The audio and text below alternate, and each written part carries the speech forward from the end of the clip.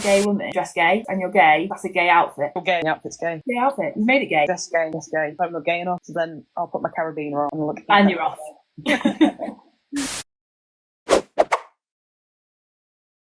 Oh, that was the smoothest transition ever. So far. Hello, sorry. I started the live and then I got a really important message and had to be like, I'm so sorry, everyone. You're welcome. Here's me dealing with my admin. Look at you. Love the shirt, Al. You look so cute tonight. Thank you. I'm a big fan of this one. The Rep Bear one. Very cute. I think it's just because it's pink and what it stands for, but because it's pink. Because it's pink. Because it's pink. The lipstick and the shirt combo. Oh, thank you. I didn't have netball tonight, so actually I don't look like I've been dragged through a hedge or sat on or something along those lines. Oh, Although I'm still doing that thing, you know, when you get fresh hair and you don't quite know if you like it yet. Yes. I'm going through that whole process of looking in the mirror and being like, who the fuck is she? Have you watched it since you went to the hairdresser? No, but I think I need to do that and then I'll feel more at ease. That's the first thing. Like, I cannot stand when I go to the hairdresser because it's too prim and proper. The first wash is the best wash. It's too soft and it's too nice. I need it to be, if I'm honest, dirty. Yeah, well, we have a saying in South Africa, it's called an Afrikaans poppy. And it's just like women with their hair like perfectly like this. And I'm like, oh, mom, she's made me like an Afrikaans poppy. And we're like, oh, no. But it's just like, you know that the hairdresser's going to do that. That's how I feel. I feel like, did you watch Desperate Housewives? I feel like Brie Vanderkamp. Yes. Yes. Yes, I watched Desperate Housewives. Shall we clap? And also, it sits really kind of Rachel Greeny from like the first episode. I was going to say, I think it's really Rachel Greeny. It's nice. Oh, Sorry, someone said Miss Kick hoodies. Can confirm they're the comfiest things in the. I'm after one. They're very comfy. Lots of questions of how are we? I'm good. Do you want to hear what just happened? That was like the peak of my day probably so far. Yeah. I just plucked the most phenomenal hair from my chin. And it was one of those ones that creeps. And then all of a sudden you catch it when it's like this long. And you're like, where the hell have you been hiding? But it's like... That's sensational. Did you do it just hand or tweezers? I went in tweezers, went right to the root. That's really fulfilling. I can't top that. No. Well, you know, that's it. Maybe we should just finish it here. Yeah, night, guys. Everyone. Boom. See ya. See ya. Someone's commented, Ali, can we see Katie? She is not here. You may not see her. She's not hiding. She's not in the car. Not this time. Just hiding away. Al, you were gonna. Oh my god, I'm so sorry. Hey everyone. Welcome back. Just dropped you for a second. You messaged me today about a really cool, a really interesting topic of conversation, but I can't remember the quote.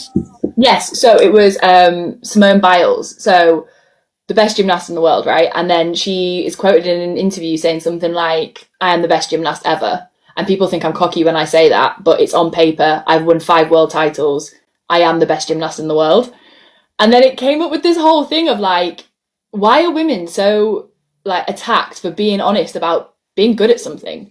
Like, I hate saying I'm good at stuff, but if I'm honest, like, I'm all right at a few things. I know, why does it feel like that's the worst thing you can say? What are you saying? Why does it feel like that's sometimes like the worst thing you can say? And what's like the common theme is like, what, have the audacity of a straight white man, where you'll just say you're good at everything. What was the one that you had with Kate McCabe? So, yeah, okay, so I asked Katie McCabe, what, like we do on our section, what are you proud of? And I said to her, what are you proud of? And she went, I'm not like the Brit, like, I'm just not cocky like that. It's just not a me thing. It's not cocky. Oh, it's not cocky. Like, is there something that you, like, was a challenge for you to overcome? And she was like, no, I don't do stuff like that. And then Helen, who was with me at the time, was like, sorry, didn't you just, like, score an absolute belter from a corner kick? The first like, goal, the best goal of the World Cup. Yeah, and Katie was like, yeah. Right. I actually said, sorry, if you're not going to celebrate that, what can I celebrate? And it brings me back to this thing, I don't know if you have it, but, like, the way you talk about your things that you've done impacts how other people feel about the things that they've done. Yeah. And like, if you've done something amazing and actually you put it down, and let's say that's that person's goal, you're kind of saying to them like, oh, Yeah, we shouldn't celebrate that. Do you know what I mean? Like the way we talk about our own accomplishments affects how other people feel about what they've accomplishment. I Bro think said, it's who said that? And I said, Katie McCabe. I know. I like how that's just like a who did Courtney, Kate McCabe. You've met so many footballers. I'm still reeling over Lucy Bronze, and I'll never get over it. Making those friendship bracelets, waiting for those emails. One day. I think though it is drilled in you to not celebrate your wins. Like there's like the society thing, isn't there, that a woman should be polite and quiet and humble, and like you can be really fucking good at stuff, but you're expected to just be like, oh, I took it in my stride and it was okay, I can improve, and I won't apply for that job until I'm truly ready. And in reality, you'll be so overqualified most of the time. Well, like, there's that common statistic. Sorry, Brogue said, "Oh, the Katie, actual McCabe," because Not Katie, not McCabe. Katie, not McCabe. There's a thing about job applications where, like, women are less likely to apply for a job if they don't meet all of the credentials, whereas men are likely to apply if they're missing like 3. They're still like, and I know I've spoken to you about this, but with stand-up comedy, I notice it so much because there are a lot of men in stand-up comedy.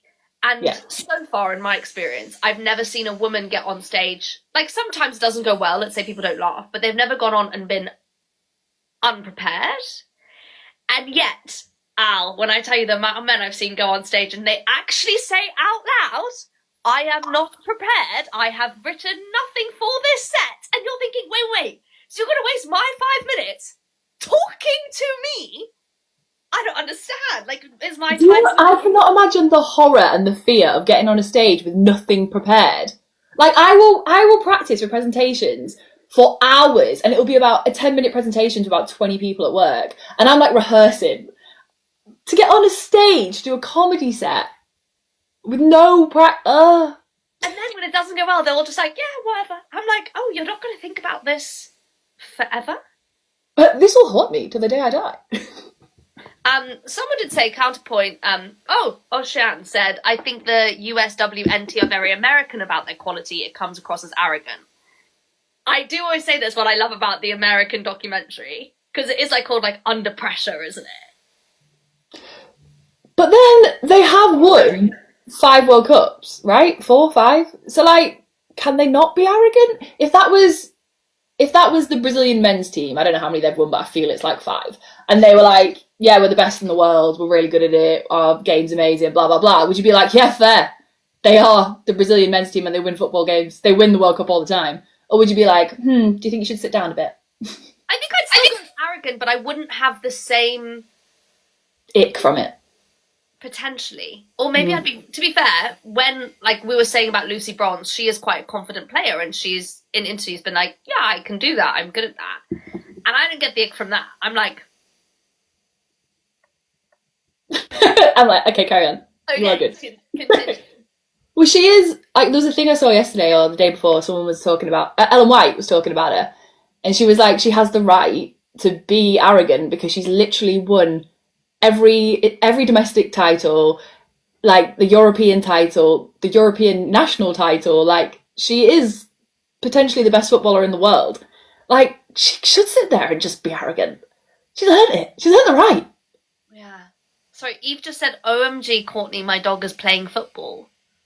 Cute. I'm like, what? okay. I was like, is this a code? Al, so sorry, I also didn't ask what your highlight of the week was. Highlight of the week? Oh, I had one, but I can pick what I it went was. straight into, boom, you sent me a sick quote. Did I tell you what my highlight of the week was? No. That's Sorry, my mind. I said, if that was me, I'd be insufferable. Exactly. Honey, I don't know if this is you, but this is me. I like to think I'd be insufferable, Al. I'm like, oh yeah, I'd be so insufferable if I achieved that much. 100% if I even achieved that much, I'd still be fucking crying in my bed in the fetal position going, am I good enough yet? Do my parents love me? Like...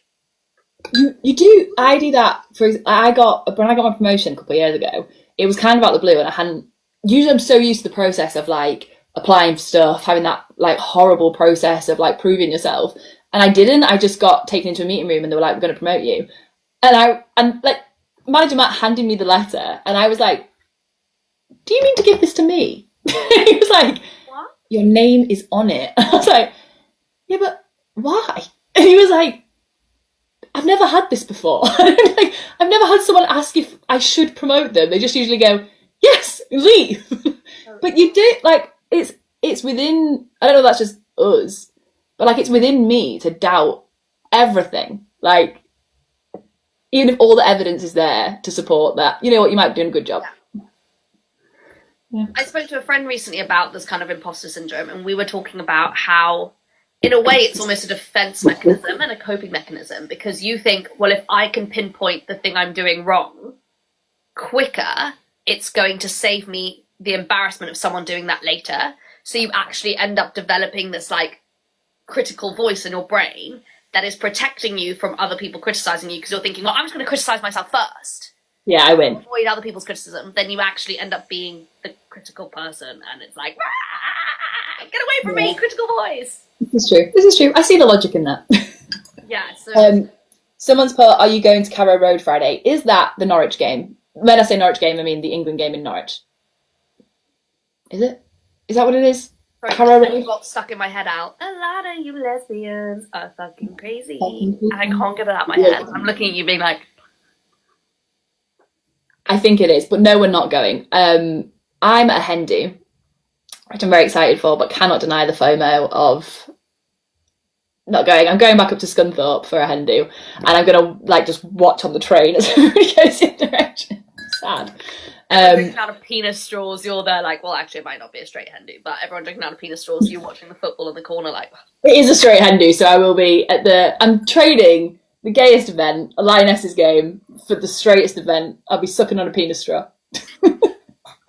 Oh, we've all had to be there. We've all been. But you can, I think for people who can't go as well, there's a new bar opening in Soho, like a women's football specific bar. And I think their opening night is showing the Lionesses game. So if anyone can't make it to Norwich, that's an option. Give you a little look up. All the little events. And if you can't do that, here's something I found. I can't go to any of them. And everyone told me about them. And I was like, well, I'll just bank that. Add it to my FOMO list. I'm very excited for that. I'm not going because I'm doing a comedy gig. Oh. I shall be. Where is that? Where's it at? Hammersmith. Although the France-Portugal game, one of my highlights was I was meant to be doing a comedy gig this week. And I messaged them being like, yeah, we're meant to start at 9, but like there's the France-Portugal game, so is that going to go through? And they were like, yeah. Then we get there, and then the guy was like, oh, it's the France-Portugal game. And I was like, I did say that. The comedy gig got postponed for like an hour and a half, and we all just sat in the comedy gig venue watching the game. And I was like, this is classic. That's not what you signed up for, really, was it? I was like, I was here to do my 5-minute set, but here I am. And everyone was like, oh, you interested in football? I was like, yeah. And they were like, oh, what team do you support? And I was like, Arsenal. And then they started talking about the Arsenal men's, and I was like, okay, I'm learning. I did learn a lot, but I was also like, but do they get to wear a pink candy floss kit? Do you have a game on Wednesday? Because is that the semis? That's England Netherlands. MCing. It's England Netherlands. I know. Who are you supporting? Because isn't that both your like home? Well, one of your homes. It's technically I'm more Dutch than I am British because I've only got the Dutch passport. But I don't know. Maybe I'll just go England so my dad can represent Holland, and then we can like fight about it. Nice. Everyone loves a bit of family rivalry. Yeah. Someone said, what was the bar called? 71 Bar. It's named 71 after Copa 71, the year that the ban ended. Not after Copa 71, after 1971, the year the ban ended. I got confused with the Copa. I knew what you meant. Ah, good. I'm glad. And last, before we invite our special guest on for tonight, which Al and I are really excited about. I'm so excited. Arsenal. What? No, it's not real. No, there have been more things being like Kira Walsh was coming to Arsenal. But this is what we deserve. I'm not going to lie. If Lucy Bronze's going to Chelsea, we deserve Kira Walsh. But that's also still a rumour, no? We lost Viv. I'm still reeling. I'm happy she's at Man City. Someone's put that. Yes, I'm happy for her. Not for me, because let's just give Man City the title now. I hope she looks great in that blue. Like, it's She a looks great colour. stunning in baby blue. She looks absolutely stunning in that baby blue kit. I'm really happy about it. Apparently, it was said today. Earlier today. Walsh announced after international break. She announced what? What did she announce? Well, this is what I heard, that she's coming to Arsenal. Has she left Barcelona? They said no twice. Why would they say no now? Why would they say yes now? I'm so curious. Sky says they're announcing it, and I'm not going to lie. If Sky says something, Sky is my right. benchmark for something's true. I'm like, yeah. If it's not on Sky's thing and she's not standing there going, then I don't believe it. A dressing gown. I don't believe it. I live for the dressing gown updates. Okay, shall we see if our guest is online? Yes. Georgia, speak now. Are you in the comments? Are you in the live? Please be in the comments on the live. Otherwise, it's going to be an hour of us chatting again. Which, to be fair, we do every week, so... Yes, I am. Perfect. Okay. Shall we do a brief introduction? To be fair, our guest needs no introduction. Exactly. Recognise her from a famous reality show called, Al? I Kissed a Girl. This may be our dream come true. I'm not over it. I'm not quite over it. It is. It is. Oh, someone just random wanted to join the live, and I'm like, no, thank you. I'm so excited. So prepare your questions, everyone, because we do have my favourite. Don't tell anyone else. Don't tell your girlfriend. No, she knows. Don't think I haven't messaged Maddie being like, by the way, George is coming online. Maddie was like, no! And I was like, yeah. Stiff competition, honey. Yeah, that happened. People can let me know who their favourites are. Eva, is it Eva? Yeah, Eva did comment on a few of my TikToks, and I took that as a personal win as well. That was a personal win. Absolutely personal win. The invite has been sent. No. Welcome. It worked. I know, I'm impressed because I wasn't This sure. is my first live. I was like, this is going to go terribly, terribly wrong. Welcome. I'm happy it's worked out. Everyone is so excited. So I think, can we all see each other's comments, or it's just we can only see our own comments? I think we can only see our own comments. So I can see questions, you can see your questions, and we'll just have to pop them in. And when Al and I started doing lives for the first month and a half, we had technical problems every single time we started a live. Like, it was chaos. It was a shambles. We've only just got used to it. And even then, I'm half the time in my pajamas. There was one point when we did an entire live where I was the full screen and Courtney was in the corner, like a little blob. And we just was like, we'll go with it. Or you can hear our voices. It's podcast. It worked. How are you? So far, we were like, everyone prepare questions if you have any. And so far, all the comments I've got is, tell her I love her. Love her so much. Second this. I'm like, I think you've got a lot of fans already. Fair. The first thing I've got is, some comments in this live were filtered to protect the community's experience. So I'm really curious what those questions said. Right, so the first thing that we usually do is we do a player profile section where we usually choose a player from the news of the week. This week it was either going to be Viv or you. So we thought, since you're here, player profile. So do you want to be like, yeah, same. Run us through your football career. Like, that can be our player profile for the day. Where do you want me to start from? Like, child? The first time. The first kick. And then about you as a footballer now. Like, what position do you play? Why are you good at that? What do you like about it? So start from the journey. Good God. Right, okay, so starting day one, just used to play with the boys at school, and then like after school, and then I think one of my friend's moms was like, oh, you should come play for the team that he plays for. So then went and played for like the boys village team. Then when like it was over the time when you turned 12, you had to find a girls team. So then joined the girls team in the village. I think was there for like a year or two, then trialled for, it was North Yorkshire Centre of Excellence, which is like what the academies, or I don't know even know what it's called now, like RTCs, or I don't know what they are now, but it was Centre of Excellence back in my day. Oh, okay. That was North Yorkshire, which was in York. So there was like 6 of us from my village that used to like all car share and go together. Then after that, was at Leeds United for a year. Then went out to America, did university and scholarship. Whereabouts? I was there for 5 years. A few years then. Yeah, quite a while. I was at one uni for 3.5 years and then moved to a different one to do my masters, and then played it like. What did you study in America? Business. Was it so you could play football mainly? Yeah, I went to football, which was like the most general, not like super intense degree. I went for football, but got 2 degrees out of it. Sweet. Yeah, so not a bad little deal. Played it for like a couple of summer teams while I was there, which was decent. And then came back to England. I think it was 2018. Came back. Basically. I was like just looking for championship teams and like reaching out to them. And I think I was like figuring out who I was going to go to, but ended up going down to Lewis for like a week-long trial and then signed at Lewis. This is long. I was there for like 3/4 of the season and then mutually left. And went to Millwall for like 2 months. That was left of the season. Then where'd I go? Then London Bees for 2 years. Then Sheffield. Then Durham. Now Rugby Borough. And you've just moved down. I've got a lot of clubs. A lot of clubs, your name. I've got like a badge for every club and then like sewing them onto a blanket.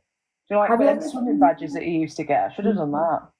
Oh. Like the Fowdies throne. Like, you know, the Fowdies, they do the thrones where they have like the shirts from every single, like the Lucy Bronze one, and it's got the shirts from every single place they've ever been a team. Yeah. Ever been on a team. Yours would be Mine would be wallpaper. Mine would be wallpaper for a 4-bed house. Just keep it And going. what position do you play? Like, talk us through the position you play, what's required in that position, because a lot of the time we're like helping people who are new into football learn about football. So I'm centre back. I had a very brief stint at full-back last year, which I actually really loved, but I've been centre back pretty much all my life. I mean, I feel like my traits are like love to tackle, love to pass, and then just like I feel like you need to be like a bit of a leader at centre back because like you can see everything that's going on, so then you're like instructing or like helping everyone to like see the game and like know what to do essentially. Do you find that the experience of playing in America is completely different to playing here? Is like the fanship the same? Is like the league system the same? How does it work? I don't know anything about the USA. USA is like mental. I think like everyone, I think in the USA they like sort of grow up dreaming to play in college, and then a lot of people just stop after that and never ever play whatever sport it is they're playing ever again. Whereas I think like my brother, he's 31 and he still plays rugby. Whereas like you wouldn't really get that in America. Like you either play in college or you don't. But college sport is like huge, right? It's not like us, like our university teams. It's like a different level. Yeah, like even like some high schools. So I think like the equivalent would be like secondary schools. They've got like stadiums and they fill them. Like especially for like American football. Like that's wild. Yeah, it's mental. And I think at my school, like, who's gonna pay to come and see me? Innit? Running like 500, like jogging along. They just used to be like mums, dads, and then the lads that got let out of class early would like come and watch the football. Whereas like in America, it's like this whole spectacle, which is like incredible. But like I have no idea how that could ever be like the way it is. Like I don't know how you make that the way it is in England. We were talking about imposter syndrome and like confidence and arrogance. And someone's commented saying that they feel like the American team are very confident and potentially can come across quite arrogant. Yeah. Whereas like we were talking about some football players who we've spoken to, and we asked them like, "Oh, what are you proud of?" And they're like, "No, I don't want to say what I'm proud of. Like, I don't want to be cocky." Do you think that's the difference between like American players and like players here? Yeah, I think so. I think like I actually really liked the like American mentality, and like being in it, I think like helped me sort of like I think back myself as a player and like actually progress. Because I feel like in England there's like a weird sort of like I would always say like so in America like everyone does extra. If you're not doing extra, like what are you doing? So it's like if you saw someone doing like extra sprints or like extra, like even if it's the tiniest thing, like doing a little bit extra, the other girls would actually be like applauding it, or they'd be like, "I'll join you next time." Whereas I think if that was in England, it's like, why are you so keen? Yeah, don't be pissed off. No shot. Yeah, like you get like brought down a little bit in England, whereas in America, like they really build each other up. Even if it's fake, I don't know, but it works. Well, Yeah. But it is a really different like mentality, and like like the really like cringy quotes, like gym quotes and things like that. Americans love that, but like you do get like sucked into it, and you're like, all right, yeah, and it does like 1,600 minutes a day, maybe. They are like that though. Like the company I work for is American. The headquarters are in Chicago, and when you're in meetings with them, like they are exactly how you'd expect, and it's you find yourself creasing in English. Like they say it, and you kind of like, but you're like, yeah, great, and they're just so excited about everything. Yeah, and it's so weird. It is bizarre.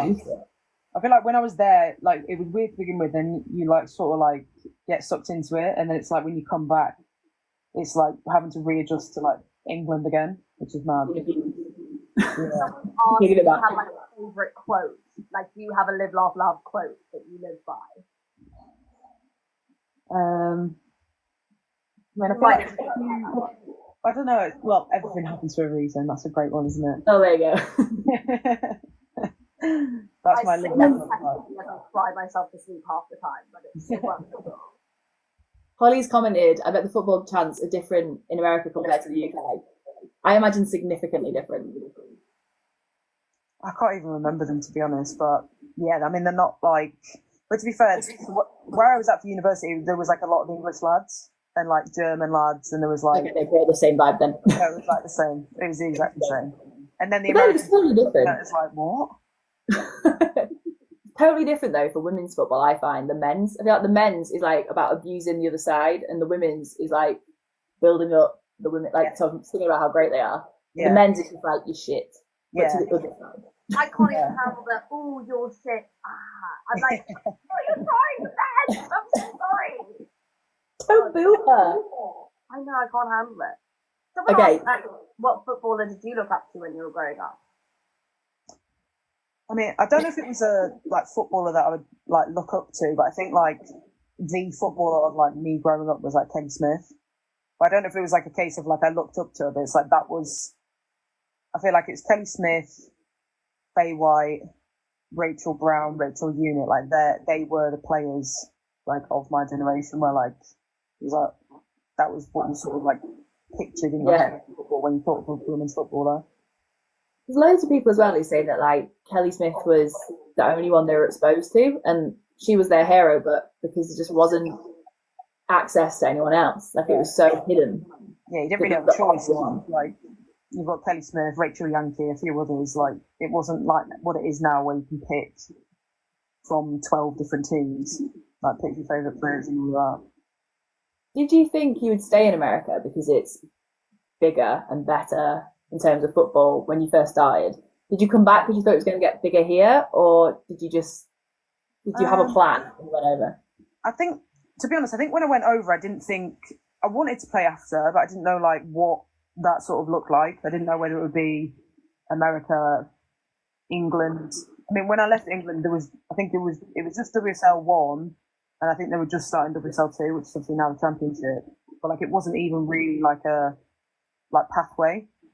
So I think, like, obviously the dream was, like, I think going out to America was thinking, oh, I'll, like, try and play out there. But I think when I was there, I quickly realised, like, how difficult that was. Because, like, there's so many colleges, and, like, the only sort of draft from, like, the top colleges, which I wasn't at, and then they don't have many, like, foreign spots, like, or, like, international player spots. So then I was like, well, this is going to be tough. This is yeah. So then I think my plan was, I think initially I was going to go, like, try and play in, like, Iceland or Sweden or something like that. But then my final year of uni, I did my ACL. So then I, like, was still doing, like, my rehab when I came back to England. Okay, so you're one of the ACL soldiers. Yeah, I've got both of mine. Yeah. Both? Both. Yeah. Good Lord.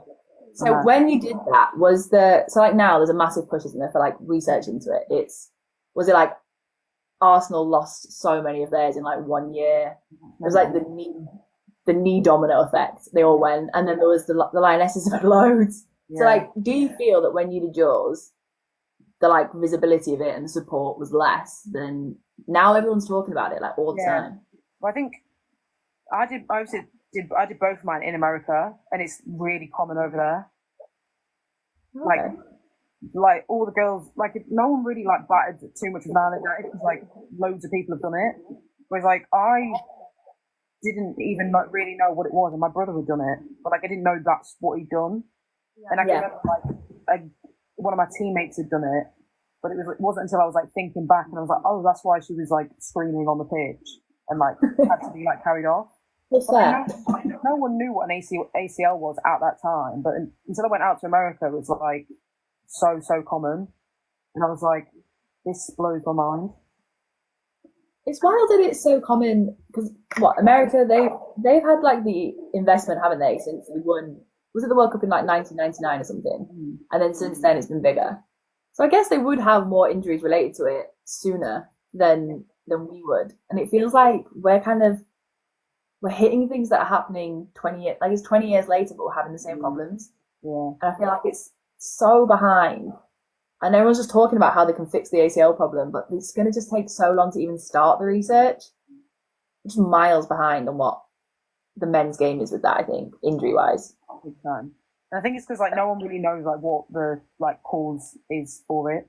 Like people will be like, oh, it's the way like women's hips are, or it's the fact that like women haven't been exposed to like the strength and conditioning from a young age that the boys have. It's like, or it's like your period, and it's like, well, which one is it? Yeah. And like someone needs to find out. Yeah, find out what it is, and then we'll actually fix it. Yeah. Someone was asking because I also saw you recently shared about the WSL salaries.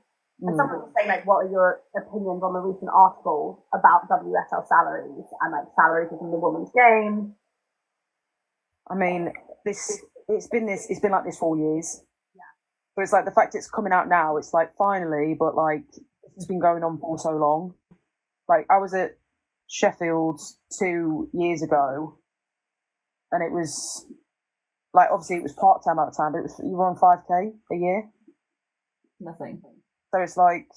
Like pocket money. This has been the case and the reality of women's football, especially outside the WSL, for years.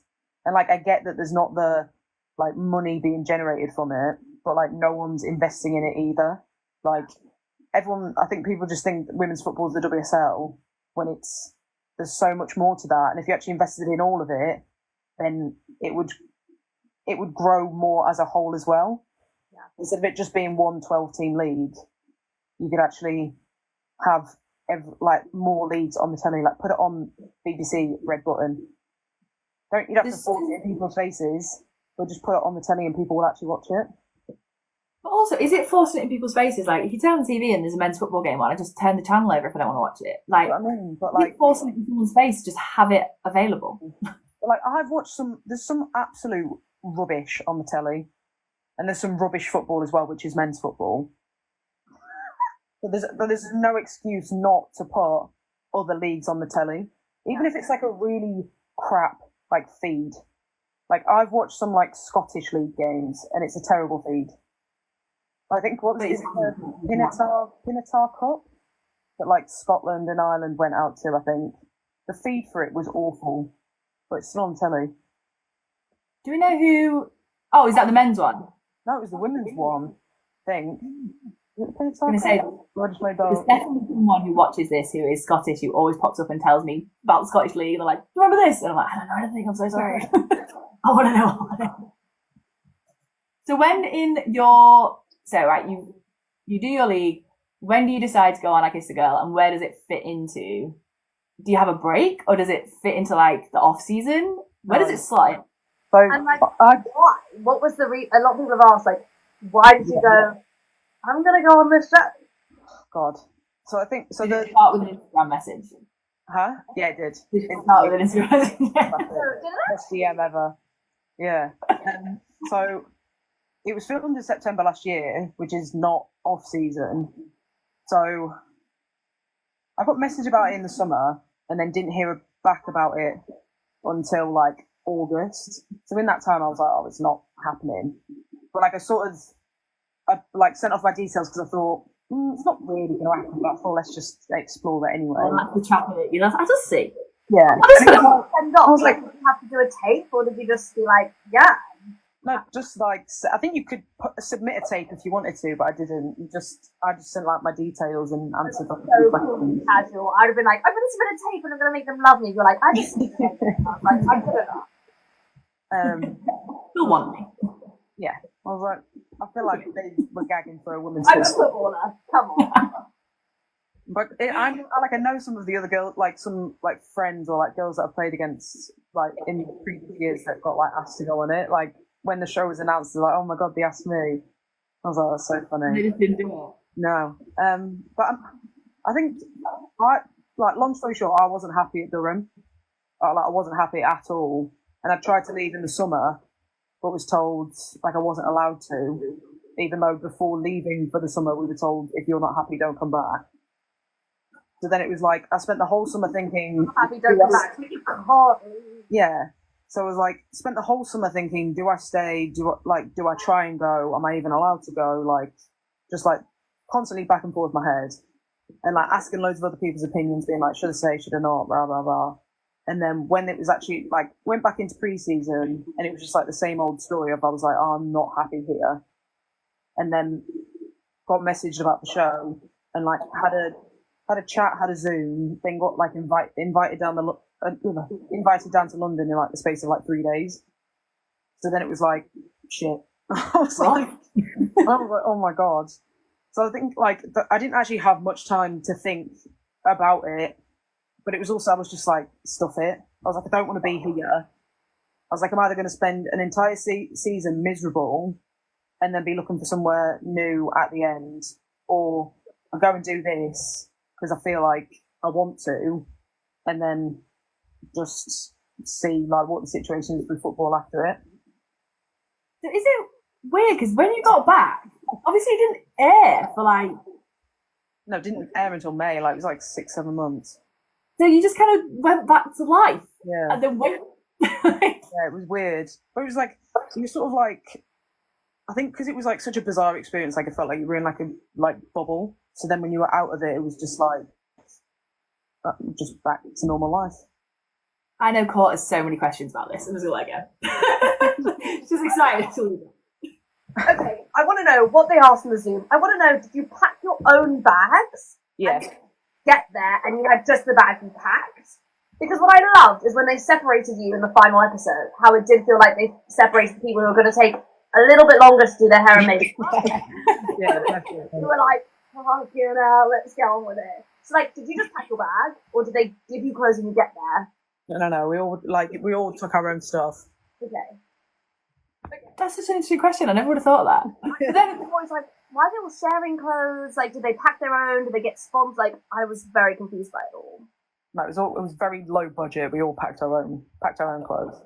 Outrageous. I wonder if for the next series they'll get more of a budget for clothes. You could have missed out on a whole load of things. I know. But I feel like if I was trying to hold out for a higher budget series, I would be far too old for it, and the ship would have sailed. I think that was. Oh, it was like leather night, like when you all wore like little like lingerie and leather, and you're like getting irate with my tits out or whatever. Yeah. Not me getting irate with Do my they tits out. send you a list where they're like, you need to have an outfit for this themed party? Yeah.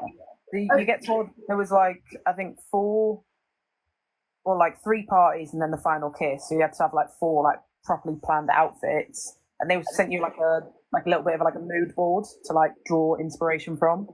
Oh, I like that. I never moved on. But yeah, like the first track one, I'd like top stuff, but like ended up wearing like a harness of like one of the like crews because they had like a big bag of like just stuff. And like I was gonna wear a bodysuit, but then one of the other crew was like, "You could just put tape on your tits," and I was like, "Yeah, I could." Yeah, good. I was like, "Sold." Make me up. I am obsessed with this. Sorry, Al, I also don't want to go on a rampage and ask like 20 I questions. know you've got a list. Go for it. Hit your list. Carry on. Getting all of them. This is not about I Kissed a Girl. But would you rather have a fin or a tail? and your reasoning. This one comes up all the time. Where is the tail? And do I have legs as well? You decide. You decide what tail it is. You decide what fin it is, but you just got to pick. No, this is different to the usual rules. The usual rules are you wake up in the morning and you've chosen fin or tail, and you've got no choice. It could be potluck, it could be a kangaroo tail or a bobtail. You don't know. Potluck tail. I feel like a fin. I don't know. I think You always go tail. You go kangaroo tail, and I go fin. No, I use that as the reason. I go fin. Save money on flights. You could swim abroad. Yeah. That's because you're picturing like a sick fin. You're gonna get like a Nemo fin. Yeah. Yeah, I'm thinking. I feel like if I was getting a tail, I would want like a dolphin tail so that I could swim like a mermaid. Oh. Yeah. Mermaid tail's like a hybrid, though, isn't it? That's a fin tail. Yeah. Yeah. The winning mix. With a fin. That's what. That one. You're a mermaid. What did Caitlin Ford for? Did she go for fin or tail? Because she had like, the most serious answer. Who? Caitlin Ford, when you asked her. Caitlin Ford went, I go for a tail, and I was like, why? And she went, well, if it's a dog's tail, I could wag it to show I'm happy. Oh, that's adorable. She seems like the least likely person to say that as well. She looks so angry. She looked like she looked She stern. looks like really. It was very cool. How was like the transitioning then when it started to air, and then you see people like myself included go online and like film my first reactions of the TV show, which I absolutely adored. If you don't get that from me right now, obsessed with it.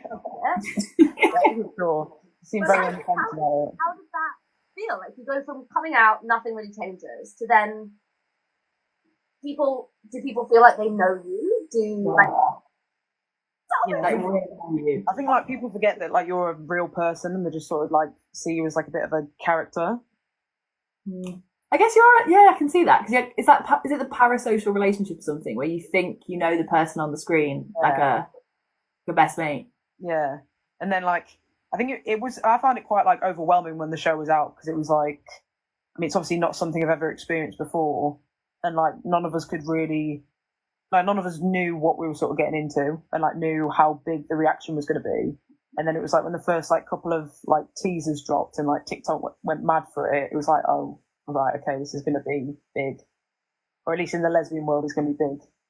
It's so interesting because I told my sisters who are famously straight, and I was like, well, actually, I lied. My sister's bisexual. She didn't watch I Kissed a Girl, and I was like, She's fake bisexual. She's been with a lot of men. I forget. Then I was like, oh my god, we've got some really cool on tonight. I was like, you know, I Kissed a Girl. She was like, no. I was like, well, I'll just stop then. I was like, there's no point carrying on. I was like, and then I sent it to like both the friendship group, and they were like, oh my god, that's amazing. And I was like, this is what I needed, thank you. But if I imagine you could walk in one room and no one would know who you are. Yeah. But you could also walk into She-Bar in London and everyone would like sprint over. Yeah. Just lose shit. I feel like, so I live in Coventry, I feel like walk around in Coventry and like no one's none the wiser. Whereas like step foot into London and it's like, oh my god, it's going to come off the girl, and I'm like, oh, here we are. How did you do it? Like, did you have to, like, mentally, how are you okay? Like, how you doing? How you coping? Self-soothed? Like, yeah, I'm alright. I think like, oh, you're just so cool, casual and chill. No, it's like I feel like most of the interactions, like for the most part, are like really wholesome. So it's people being like people will come up and say thank you, or they'll be like thank you for the representation, or like really love like some of the things you said, or like like people say it'll be like moms telling me how they've watched it with like their queer child and like, it really helps like their like relationship and stuff like that. Those interactions are lovely. It's when you meet someone or like someone comes over to you and then they linger, and I'm like I don't know what to say anymore, and you're not saying anything, so I don't know what to do. Thank you. Like, and I'm like I don't know what to say. I guess it is probably that thing where they feel like you both know each other and they're like waiting for you to answer questions back, maybe, and you're like, it's nice that they feel comfortable to do that, but I'm a bit too awkward for that, so then I've got nothing to say.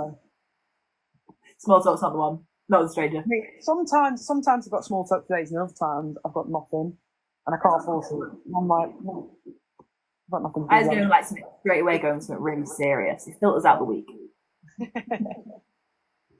How was London Pride? So you guys were on the Gay Gooners bus, right? Yeah, there was a group of us on that. That was It's like sick. 5 of you from the show. Pardon? There's like 5 of you from the show, right? Yeah, I think so. Yeah. So That when was you were on there, I imagine everybody knew who you were. Like, Yeah. a hot spot for it. Yeah. Yeah, it's so funny. Like, I don't think people were like expecting to see us on like the Arsenal bus. So then, like, when we were going past and they were like spotting us, they were like, "Oh my god!" That was funny. Every lesbian in the country, like. Yeah, literally. Are you going to any other prides? Are you off to Manchester? That's a bank holiday weekend, I think. I'm not sure. Yeah, it depends on. Now I'm back into football season now, so like, it depends. Like if we've got pre-season friendlies or things like that. So when does that start for you? Sorry, Carl. So, season starts August 18th, I think. Oh, So we way start- sooner. Pre-season starts last week. Football and IKAG to go. I assume like jobs coming up in terms of that, like events and things like that. Like how do you juggle both of those worlds, lives? Do you sleep? Are you okay? Why am I asking you continuously if you're okay? Are you? I'm okay. I'm not actually even sure yet because obviously like most of the IKAG scale hype was during like off season, so like it wasn't really juggling it. It was just like anything I wanted to go to, I could sort of go to. Whereas now, back in season, I'll just have if it's not on like a day off or early in the morning or like very late at night, then I probably can't go. So That's the life of a sportsman. That's that. Okay, so I've got a question in. So we usually have some quite serious questions. If you don't want to answer it, that's fine. I know everyone's not comfortable with it. Someone's put, how did you all come out? So we've discussed ours before, but if you feel comfortable, can you tell everyone how you came out and any obstacles, challenges, how it went for you? I feel like I first came out. I feel like I probably like first. It was like a mini coming out was to like a friend when we were just like we were both talking about like are we gay, but then we'd like She's the family you are.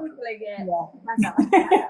So then that was like the very first, and then in fact I think came out to my mum by just maybe when I was like 19, 20, by just saying I think the chances of me being with a man are very slim, because I was like I couldn't get out the words of I'm gay, and I was like that felt too fine. I was like I just need to like drop a hint that it's not likely at all.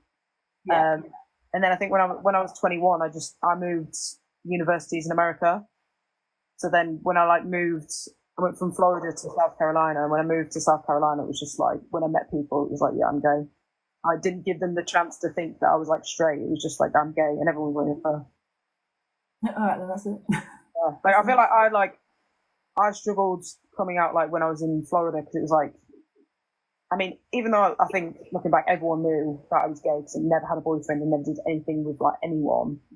It was like, the fact that like in my head they thought I was straight, so then I couldn't like change that, or it was like that Do it. was like yeah, that like I struggled with that, but as soon as I moved, I was just like, well, I'm gay. One of my favourite moments in the show was when someone said something like, oh, I've never been to a dinner party with so many lesbians, and you were like, well, I go to football dinners, so day-to-day experience every season. Yeah.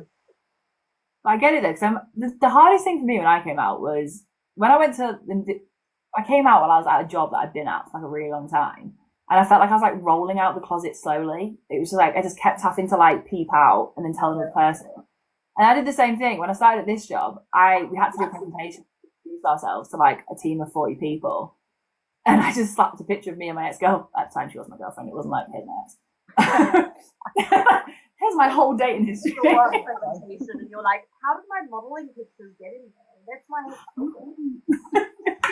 Yeah, and I just put a picture of Leah and I was like, and I'm gay. And then I was like, oh, thank God, don't have to deal with that, Leah. But it's so hard to do it to people who think you're straight, because you have to actually do say the damage, but the damage isn't the word. Undo the straight. I don't know. Yeah. Sorry, Al, what was the presentation that you just went, I'm gay? It wasn't a pharmaceutical based presentation, I promise. Okay. It was a welcome to the team presentation. I wasn't just like, I here's the did basic scientific method. Yeah. What? I don't care.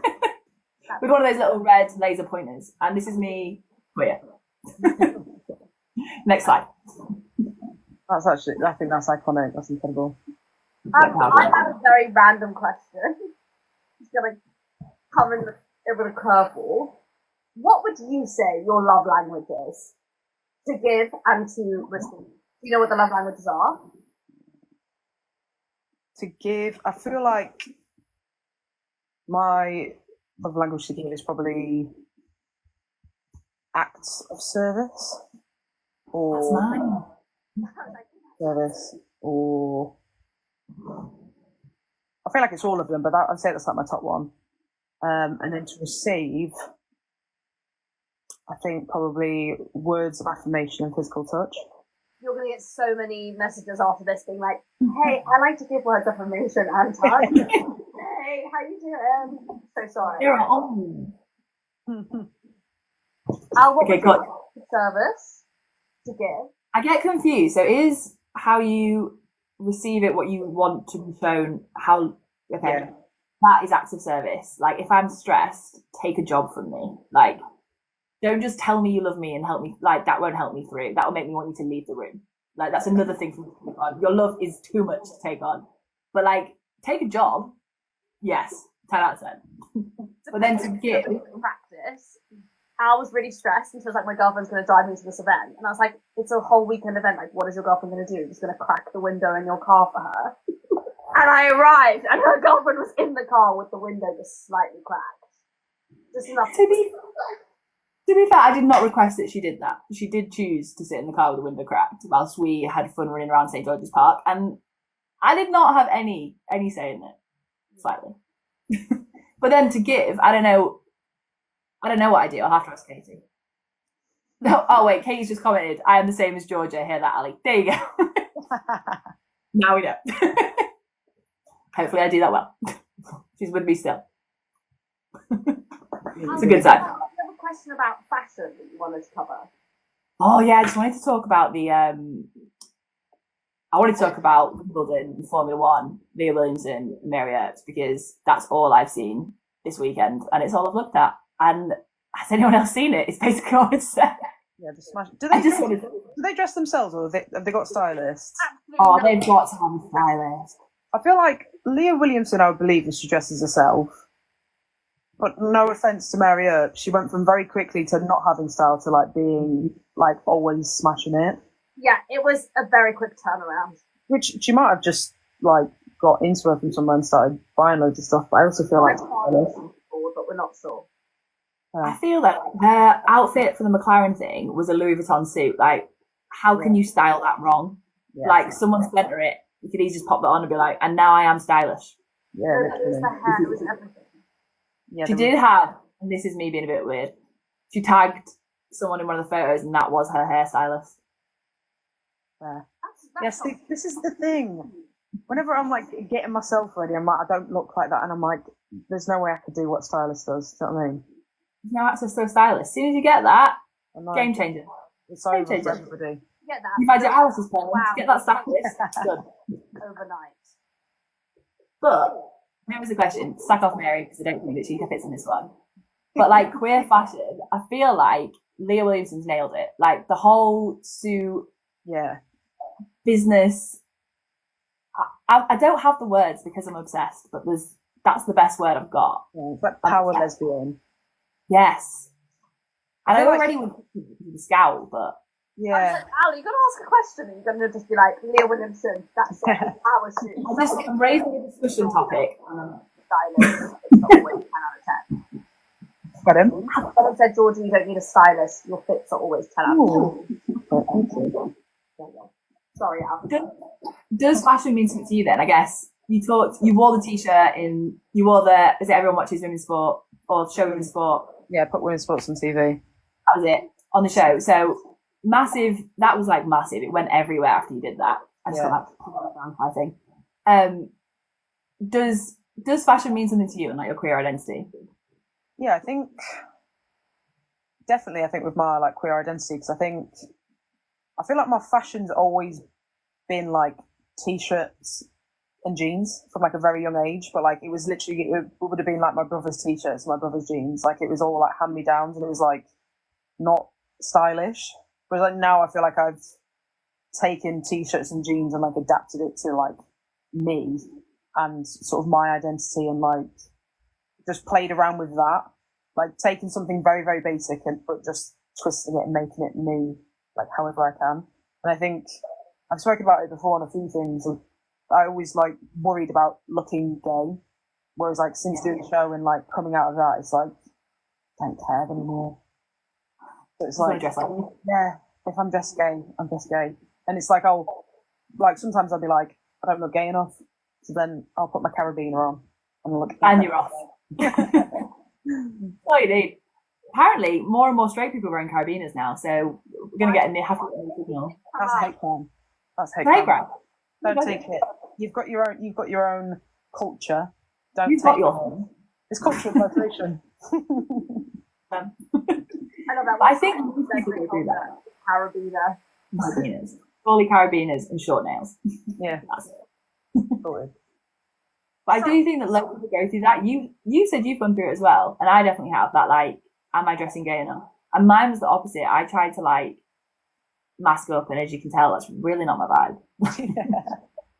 I'm down for pink and sparkles, and I was out there being like, how can I make myself look more gay? And then it was like Katie actually said to me the other day, she was like, you are a gay woman, then you're dressed gay. If you are dressed the way you're dressed and you're gay, that's a gay outfit. I was like, oh, yeah.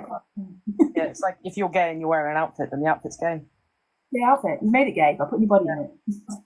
Literally. I found like a lot of freedom with fashion. Like I ended up having a lot more freedom with how I expressed myself through fashion once I came out, because I like really wanted to let go. I have 3 older brothers, but my mom had always been like, my mom's African. She's like, she's my little girl. She's gonna be in a princess dress. Yeah. So like, oh, do you ever want to dress? I'm like, yeah, I was a baby once. Like my mom was a baby once.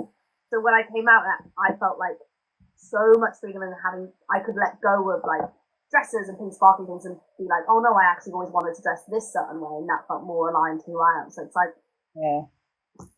Am I really quiet? Someone said my thing's really quiet. Yeah, you You are now. And now I'm back. I thought it was just me. I thought it was me. So This was gonna be like this. there we go. Someone commented, but someone also commented that they made a Build-A-Bear. I don't know whether to read this comment out loud, but they've admitted themselves.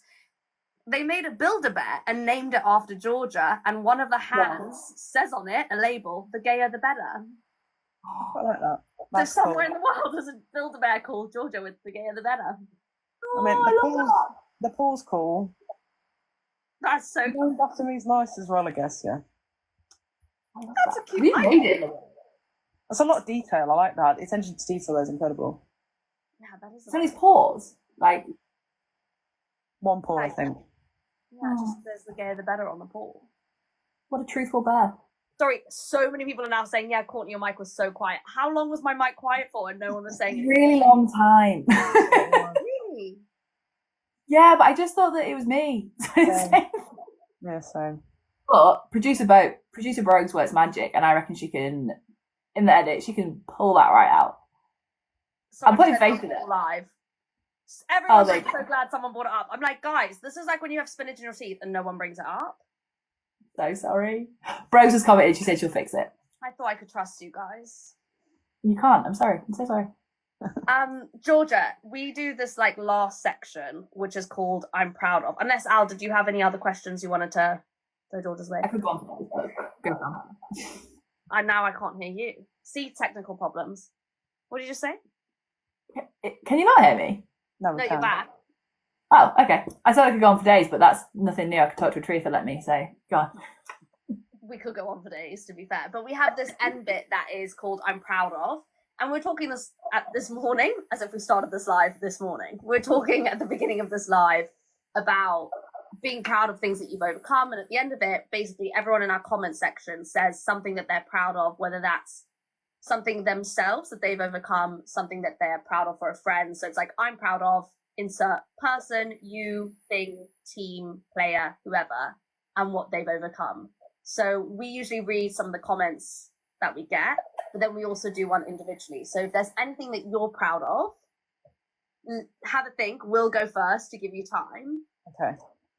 I can't even think of one for me yet. I've really got brain blank. What have I done this week? Oh, I'm actually proud of. I delegated this week, and I don't do that. I had about 4 things at work, and I went and cried in the meeting room about it. So first, not proud of that so much. That wasn't my greatest moment. I would be proud.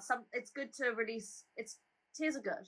You gotta had a cry. Realised that you don't need to keep crying. You could just ask someone else to help you, and I did, and it went really well. But that's probably the first time. And what I need to learn is to do that before I cry. Weeks before. That's the journey that I will go on. And I'll let you know how that goes. Delegating to be proud of. I'm going to see if anyone's scroll up. My I'm proud of, which sounds ridiculous, is I bombed in a comedy stand-up night. Like, I didn't bomb to the point that no one laughed, but I just was underprepared. And when I finished, I didn't cry about it or get upset. I was just like, c'est la vie. Oh, that's good. Didn't go my way. It wasn't that good. And the reason I had this moment of just being like, I'm not going to be upset about it, is this friend who I made in stand-up was like, 11 a.m. the next day, you forget about it. You do not think about it anymore because it's done. Like, there's nothing to be done. And I'm the kind of person who's like, I'm going to write about this in a journal for the next 5 years of my life. And 11 a.m. the next day, I was like, set an alarm. It went off at 11 and I went, very dramatic of me. I was like, she's done. No more. But I was proud of myself for getting over it. I would think about that forever. Thanks, Al. Like, Compliment me about it. I'm so sorry. We are such different people. The fact that you put yourself on a stage and do a comedy show, like, I'm proud of that every single time, because we are such different. I'd rather die. Not to be dramatic, I'd rather die. Georgia, do you have one thing that you're proud of? It could be for yourself or for someone else. Is it in like a certain time frame, like recently or ever? Whenever. Ever. I feel like I'm proud that I left Durham and went and did the show, because I think I'm proud of that. Younger me would have been like, I've persevered through like a lot of like rubbish football situations to get to like something better, and like I've had some where I've come out of it, and I've, like, when I left Lewis by mutual whatever it was, I was like, why didn't I just leave before that, because I wasn't happy. Yeah. Like, when I was at Durham, I was like, what? I was like, what am I waiting for? I was like, if you want to change your life, you need to go and change your life. So that was like when I went and did the show. So I'm proud I did that. That is a good I'm proud of. And imagine that was like the most massive thing to literally leave. Essentially, it's like a career break. Yeah. Yeah, 100%. There, topped us there. Hold on. Such a difficult. Yeah, I'm like, well. It's also such a difficult lesson to learn, as being like, you can say no to something or leave something without necessarily being like. I think sometimes we think something terrible has to happen for us to leave a situation. Instead, sometimes we can just go, this just isn't it, and that's such a hard lesson to learn. Yeah. To get to. Okay, well, I'm going to read 3 I'm proud of because of everyone, and you read 3 I'm proud of, and then we'll sign off. Got it. Okay, got one. I'm proud of myself for being the bigger. This is Jamie. I'm proud of myself for being the bigger person when everything went to shit at work. Well done. I would not be great at that. After tears and panic. Next message. Fair. This one's nice. This is from Kara Jo. I'm proud of the way all 3 of you girls don't mask your identity and hide away.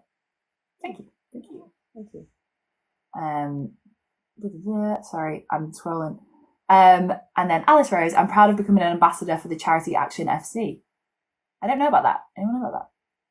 We shall Charity learn. Action FC. I'm guessing football club or foundation. I don't know. I want to know more. Please comment more. Go, you're up. I'm proud of someone for telling Courtney her microphone was quiet. I'm kidding. No one actually. I'm proud of that person who told me. So Alana said, I'm proud of overcoming my ACL and going back to my team and being happy in life. Jess said, I'm proud. Oh, I played 9-a-side for the first time yesterday and got a ball smashed in my face. Proud of you. I'm proud of my friend for successfully having surgery after a car ran her over. Law 14N007. Is that the registration of the car? What? A car ran over her friend, and her friend had a surgery and is okay, and it was successful. Did you read out the reg of the? Did they put that in the comment? No, not the registration. That was their username. Could you imagine? And if we I was like, what? That was the courage as well. I was like, Oh my God, what I are should these clarify that was the username. Yeah, me being like, and if you see this car, blah blah blah, you Stop it. Reporting now. hunt them What that down. was. Oh, it's Lorraine, but it's spelled LOR 140. Yeah, it's not a car registration. Lorraine, Okay. proud of your friend as well. Guys, there's so many. We'll end it on 3 for now. Georgia, No. thank you so much for joining us today. For having me. Absolute pleasure. Al, Just so happy that you were here. It was great. For having me. I know we both feel insanely privileged that this was your first live. I I know. hope it wasn't as scary as No. I felt in my first live. That was actually a lot easier than I thought it would be. I was terrified. We do have a sign off that we do every week if you would like It's to take part. All you have to say is Al's going to say something and you say we trust. No, wait. Go on, Al. Is that I say the one thing, and then Georgia says we trust, and I say the other thing, and then you say the last thing. Yes. Okay. So all you need to do is I'll say something, and then you say we trust. We trust. Yeah. Okay. Ready? In mead, We trust. in bronze. We lost. Okay. That's Wow. a sign off. And then you get a nice 10 seconds of us all going like this as we find the the end button. Enjoy. Thank you so much for coming on. Great. Thanks for having me. Later. Night, everyone. Bye, guys.